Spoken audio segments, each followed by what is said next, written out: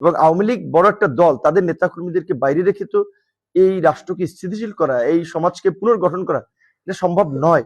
সেই গণঅভ্যুত্থানের পরে আওয়ামী লীগের তো কার্যক্রম কার্যত নিষিদ্ধ, এবং আপনার বিশেষ করে আওয়ামী লীগের নেতাকর্মীরা স্থানীয়ভাবে কিন্তু কোথাও বিএনপি, কোথাও জামাত, কোথাও গণ অধিকার, তাদের সাথেই মিলেমিশে এলাকায় আছে।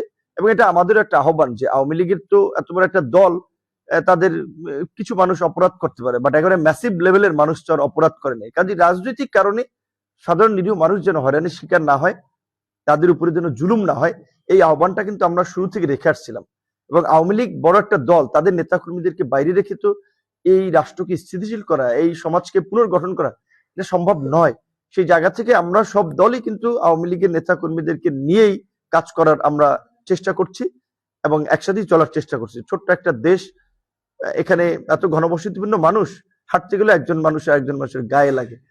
এখন ধরেন প্রধানমন্ত্রী শেখ হাসিনা কিংবা অন্য নেতারা যদি কোনো ধরনের নির্দেশনা দেয় দেশে থাকা নেতাকর্মীদের, দেশে থাকা নেতাকর্মীরা তো সেটা বিবেচনা করবে যে সেটা করতে গিয়ে তাদের ঝুঁকি আছে কিনা।